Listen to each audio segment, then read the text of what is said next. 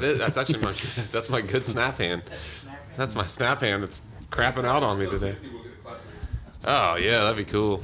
I'm gonna make one. Digital. But I've been sharpening my woodworking skills. Make a really high end clapboard. It's gonna be fancy. Yeah, well, like Watch enough shows now. Yeah, Enough yeah, instructional. yeah. Watch a lot. I get up I record them all Saturday morning and I watch them all on Sunday morning. Yeah. So Tommy McDonald, and the woodwork. Who are the other guys? The woodwork shop. Didn't you guys watch them? Any of the Tommy McDonald is Rough Cut. Yeah, and then the American Wood Shop is this guy Scott, who I like. He's good. And then what's the other one? They do Woodsmith Magazine, and it's like 4 or 5 guys. It's the most polished of all the shows. Yeah. But those guys really have it together because everything they build on that show, they'll give you the plans for free, and then you so you go to our website and download the plans, and you go to download the plans, and you have to enter your email address to get the plans, and then they have your email address, and they send you free videos all the time. Then they start trying to sell you subscriptions and books and things like that. I mean, it's a great idea. To download free Flash. But you got to give us your email address and all that stuff first. That's right. That's the way that people do it. Work it out, Scott. That's right. Scott's good at that. Happy to have Scott back in the crew. He's been he's been out for I don't know how long, 2 months, forever. Hey, welcome to Fireside Tats. We're gonna call this episode 47 because we're not really sure if it's 47 or 48 or 46. I know it's not 46 because I just saw there was a 46. Not 46. At least 47. At least 47, and hopefully less than 50. Or David's gonna be bummed that we. That's not 50. Okay. Well, I am your always present host, Jake Meeks the first. Our sometimes present host, David Evans, I guess he's the first, is not here today, but we have an old guest back who's been here a couple times, Josh Wexler. And hello. What's up? And we're gonna talk today about long sittings, which I'm a professional on now. You are. Getting tattooed for long periods of time. It's fresh. Yeah, and doing tattoos for long periods of time. So before all that, go to our website and sign up for our mailing list. Give us 5 stars on iTunes. Make sure to follow us there, and on whatever, Facebook, all those things too. YouTube, everything's on YouTube. As a matter of fact, if you go to our website, you can watch all of the YouTube videos in order, episode 1 through the most current, just right there on that one page. Thanks to Scott Doney. So we'll jump into it. And you've sat for some long sittings. Yeah, I think probably not as long as you've sat, but 6, 7, 8 hours before. I mean, that's it. It's a fair sitting. Yeah, that's a long sitting. Yeah. So, I thought we've had questions about like how to prepare for sitting like that, about like topical ointments, about or like taking pills beforehand, or like just preparing. And with like people nowadays they'll travel like I am to get tattooed, and so they're not going to travel to get tattooed for 2 hours. No. If they're making a weekend trip, they're going to get tattooed. They're going to book the day As long as you can. And some people do, especially I guess if you're like a convention environment. Yeah, I mean, you're gonna go multiple days too. Yeah, right? yeah, and that's another story. I've never done that. It sounds miserable. Yeah. I have tattooed someone back-to-back days before, and it was grueling for me. I know it was terrible for him, but it was grueling for me because there's like it was grueling for me just because I was so nervous, like, because I had to get close to the stuff I'd done before. I really had to plan it out where I could like kind of cap an area and then work up against that area. But then you're afraid to wipe into the area because it's so fresh, and you should really avoid back-to-back days, I think, but if you can. But that's the plan today. The most basic thing for looking at from the person getting tattooed standpoint, the most basic thing I would think is to prepare yourself the day before. Make sure that you get a good night's sleep. Don't I've made the mistake of going out of town to get tattooed and staying up, like coming in on Friday night and staying up with a bunch of people and drinking all night and bar hopping and then having to get tattooed at noon the next day. There's nothing worse than being tattooed with a hangover or even just being like dehydrated I guess people don't think about it. It's a strenuous activity. It's strenuous for your body. You know what I mean? It'd be the same as you going to try and, pull like a, play a game, organize sports or anything like that. I mean, it's an endurance test. And if you're not, your body's not up to par, you're gonna feel like you're not gonna feel good. You'll suffer, and your tattoo will suffer, and the person putting the tattoo in will suffer too because of it. Because it'll be obvious, especially if you're really dehydrated. So I try to make sure to be up when I'm gonna sit for a long sitting, which I've been doing for this entire past year, sitting for at least 6 up to 7-8 hours at a time. I'll try to get up earlier than I normally would when I'm out of town and like eat breakfast. I even I'll sit in the hotel room or in the whatever condo or wherever we are and try to like stretch just because I know I'm gonna be sitting still for so long. Make sure to drink water. I try. A lot of shops don't want you to bring food and stuff into the shop, but for long sittings like that, I always make an exception. You have to. At least a snack, right? Yeah, I try to tell people, bring some power bars or some peanuts or some whatever you like, a Gatorade, some kind of snacks, a water, and bring a selection. I always try to bring I stopped by down in Austin, the HEB or whatever Walgreens here, and get. Get like a Gatorade and like a Coke, even though I don't really even drink Coke. So it's you never know what you might want. A glucose-based beverage. I mean, because, the same thing, you're going to have adrenaline spikes. You're going to have different endorphin rushes, and all that actually does have effect on blood sugar levels and everything else. So, people, I guess, don't put enough emphasis on it. But, I mean, it really is, you're, repeatedly, I wouldn't say damaging, but you're simulating an injury to your body. So I mean, it's going to take its toll, and you got to have especially tools to deal with it. And for a couple of hours, your body can hold out on that, but for long sittings, it's a different thing. And people, I know people that will take like half a Valium or something like that, and it'll kind of put them in a state that they can sit a little longer. I tattoo a few people that do that. I've never had any real issue with it. I don't recommend drinking or anything like that beforehand, but for all the reasons I'm sure we talked about before, but. Where was I going with that? The one thing I would say is whatever you're going to do, just make sure to clear it with your artist first. Like if you're gonna take a Valium or a Xanax or something like that, first off, make sure you know what your tolerance is. Don't let that be the first time that you've tried. Like I normally take a half, but I took 2 because I'm so nervous about this. Don't put your artist in a position that they have to babysit you. And try to put a tattoo in. Also, people ask a lot about topical creams and ointments, numbing agents, things like that. There are different types. There are like lidocaine based things that you can just put on your body that will numb you just from contact over time. And then there are other things like Bactine, or they make one called that. It's like Vasocaine or something that you basically have to break the skin first. And once the skin is broken, then you can apply it. And it works. I can tell you what I've learned just by being just over the last year or so from using both of these things. So I've tried both of them. As far as those lidocaine based things, Scott and I went down to Austin and I put one of those things on, and it did absolutely nothing for me the first time that I tried it. And the problem was I put it on like maybe 30 minutes before. Then I wiped it off when I got there, and then it had no time. Didn't have time to set in.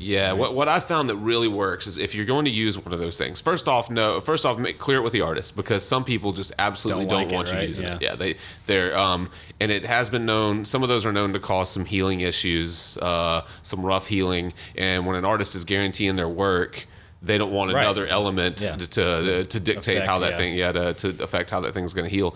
So make sure to clear it with them and make sure they're okay with it first.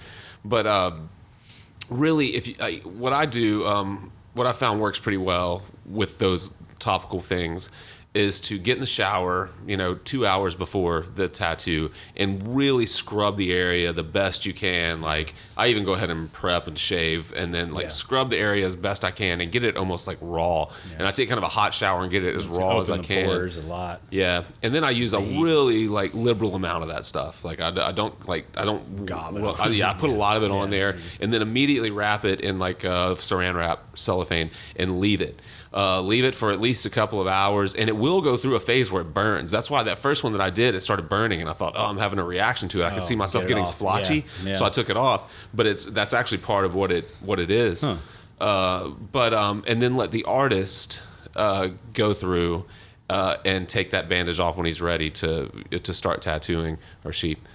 Now, for the artist, if someone shows up and and they've done that, the way that I understand it, the most important thing that you have to do whenever you take that bandage off is just to, once again, clean the hell. Like, use your green soap or whatever and just clean that thing as best you can. Get every bit of that off of there. It's absorbed all it's going to absorb at that point, or you're going to allow it to absorb. And you're going to get every bit of that ointment off before you start pushing more of it into the skin, because that's where the problems really seem to lie. I think. You think the residual on the anything that could be left on there being pushed in by the needles could affect the actual layers. That's the way that I understand it. That makes sense, though. Yeah. I did have one heal a little rough in an area, and I don't know that if it was because of the lidocaine or not. I used the lidocaine all over my torso for that appointment because I didn't know where he was going to work, but I knew the majority of the work was on my lower side here, so I really caked it up there, and that was where the majority of the work ended up, and that's where it healed hardest. I don't know if it healed hardest because I really caked it up there, and everything else healed fine because it wasn't as heavy, or if it healed harder just because it was more work there. I really don't know. Yeah, it's hard to tell when you get into. Yeah, I mean, when you're using, or you have a lot of work.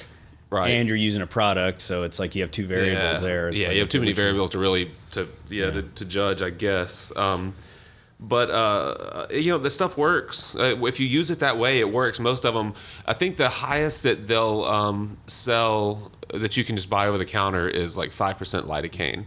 Now these are, they sell these marketed as tattoo. They do, some of them, and some of them are marketed just as like numbing agents for any skin irritation. Skin irritations. Right. Something you can get at a drugstore. Yeah. I got one from a client of mine who gets electrolysis, like hair removal, and he gets it from his doctor for that. A prescription base, and that one worked really, really well. I don't know what the percentage of lidocaine is. Jeff Insminger told me that if I just stop into the nearest porn shop and pick up some dick numbing cream, right, Mandalay, that's the way to go. Yeah. Wonder if it has a higher percentage. He said it has 10%. It must, yeah. Yeah. So I don't know. He showed me a little thing of it last time I was there, and it's like half the size. Has he had any experience with that? He's used, not with that one, but he had just found out about it. Some other tattooer had told him, and his shop happens to be next door to like a sex shop, right. So he was walking next door and got some. But at that point he hadn't used it. I don't know if he's tried it or not. Yeah. But now all this, I should go back and say that I really would only. This all sounds like a big hassle. Yeah. If you're getting tattooed for less than, what do you think, 3 hours? I wouldn't bother with it. I wouldn't either. That seems to be, I'd say, for your average person. I mean, whatever your pain tolerance, I think anybody, a 3 hour cap is pretty manageable, I would say. I mean, for the most part. If you have to take a break here or there, and you will. I mean, then that's fine. I would really only do that with really long sittings, and when you have to sit that long. Like going out of town's a perfect reason. Or if you've made a trip and you have to sit and you don't want to. The possibility of like being 2 or 3 hours in and having to call it quits because you're just like trembling and head pounding and all that. I had a question though. To get back to the differences between the two. Now, I asked you a while back on something like Bactine, which I asked you for lining purposes, that it basically wouldn't have any effect because it works after the skin has been broken. Yeah, Bactine, like Vasocaine, stuff like that. But the other one you were talking about, the actual topical cream, that would be for any right. You would use that from the you could use that from the very start, and that'd be fine. The problem with, and I actually prefer if you can just tough it out through the lining session. Right. Yeah. I prefer using something like Bactine or Vasocaine or any of the sprays that that work after the skin's broken, because you really don't have. They serve if you use them right as a tattooer, they serve pretty good functions. They help to keep irritation down. They help swelling, redness. So when you're working in an area, especially like say like a really intricate black and gray piece, like what some of the stuff that you have, where you have like these values of gray, you might be working with 6 or 8 different grays, and you can't see those when all the redness comes out. You know, if you're using that regularly throughout the tattoo, then it'll really help to keep the image clearer. The problem, there are a couple of reasons you can't use them on the front end.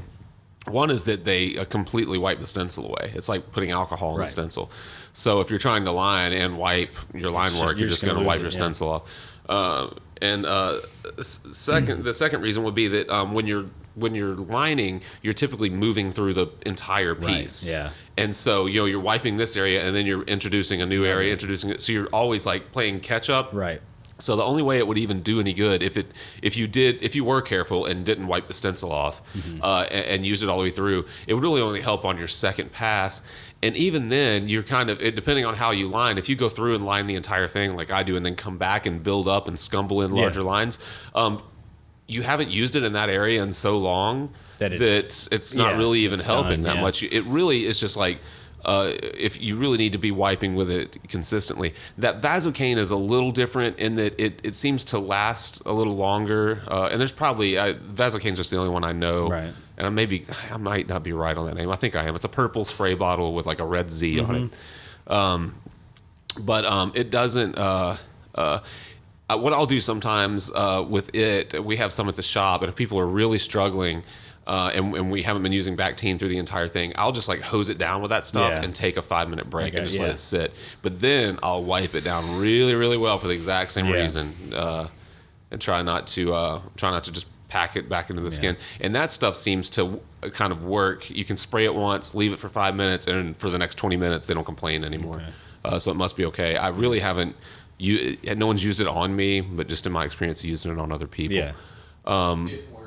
Yeah, but did I use Vasocaine on you or Bactine?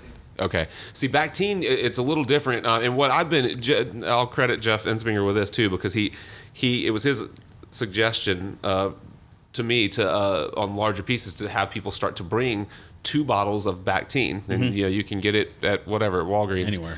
Yeah, and the generic stuff is fine. It's like $2 a bottle. And so what he did, and what I've started doing now because of it.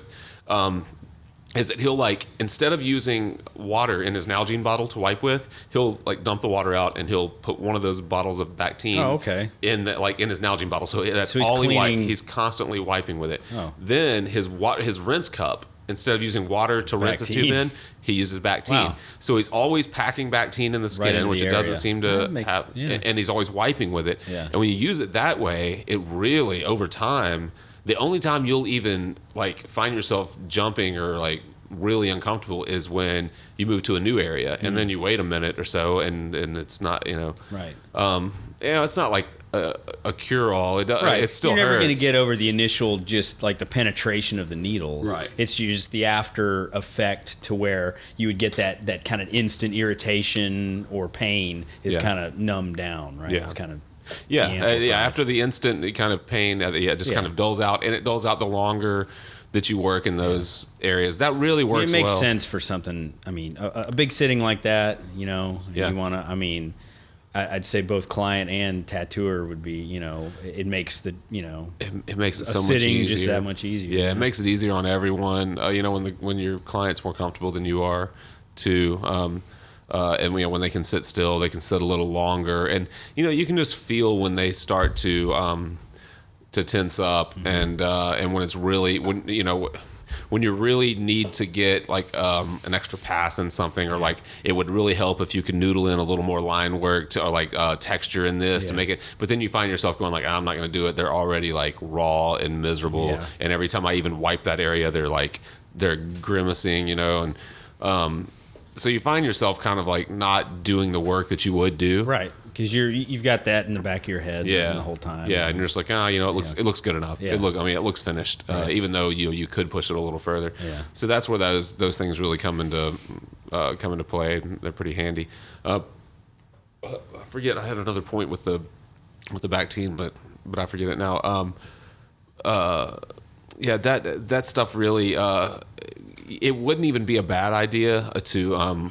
I've even considered like buying a case of it and just keeping it in the shop and letting people make the decision. Yeah. And just like charging. If you want it, there it is. Yeah, just charging like face value. I mean, I guess you could charge and make, like sell it and make a profit on it if you wanted to. But I mean, you could just sell it as a way to, for the person to sit a little longer. And if you buy a case and get them for $2 a bottle, just add.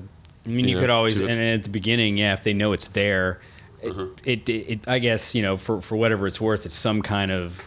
Yeah. Not really an incentive, but it's kind of like a fallback crutch kind of deal if you're starting to get kind of, squirmy or, I mean, it's getting harder and, you're like, okay, hey, let's, Right. People will, I mean, you'll use that stuff up. I think so, yeah. Yeah, if people know that it's there, especially some of these like tender places, ribs and torsos and inner arms. Torsos, anything torso related, I think is the prime. Yeah. I mean, obviously, there's more nerve sensitivity in the trunk area, so I mean, that's going to be your. Yeah, you might not get as many for arms and legs, maybe, but no, probably not. But it's and I think really just longer sittings, wherever it is. If it's a 4, 5, 6 hour sitting in, I mean, it's going to come in rough, handy. Yeah. I know what I was going to say about Bactine. It's nice to have that stuff, anyways, especially to photograph like finished tattoos and things like that. Just because it does a pretty good job of taking that swelling. Redness out. Yeah, okay. And so even if you don't use it throughout the tattoo, it's a nice thing to use at the end. And what I've gotten in the habit of doing, I used to just kind of spray them down with it and then let it sit while I clean up my station and give it like 5 minutes or so. Yeah. And then wipe it all down and take a photo. I've just been like literally soaking, like opening the bottle of Bactine and soaking a paper towel all the way through with it. Compress. And just using it as a compress, just setting it right on them and letting it sit for as long as I need to, and then it does a good job. It does a good job for that too, and I really never would have guessed to use it all the way through a tattoo. And honestly, I would have been a little scared to like rinse my needles in it. I would have just not knowing. I would have been on the front end. I would have never used it instead of water to rinse my needles and then like physically and like inject it into people. But it really works, and I've been doing it maybe 6 months now, and I haven't had anyone come back and say they had any issues with it whatsoever. Unlike some of those topicals. Right. So, what else? I feel like we motored through that, but it was all pretty straightforward.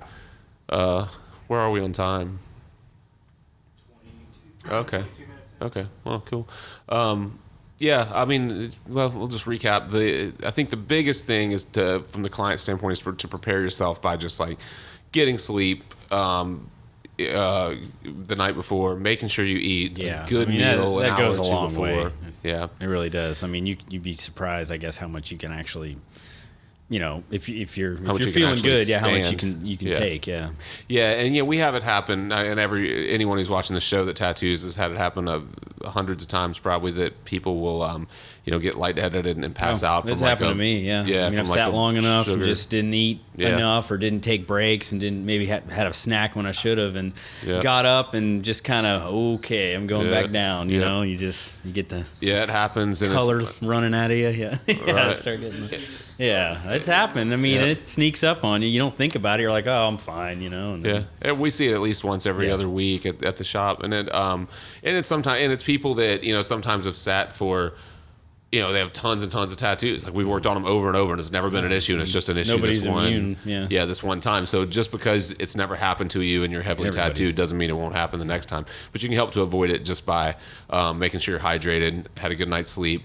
Make sure that you ate something, and definitely for those long sittings, bringing some kind of a snack, and just communicating with the artist, about what they like and don't like. And I bet a lot of them don't really know about the about using the Bactine continually all the way through. I only say that because I've been doing it for 18, 19 years now, and I just learned that within the last year. So I didn't really know to use it all the way through, but it really has been a difference maker for me.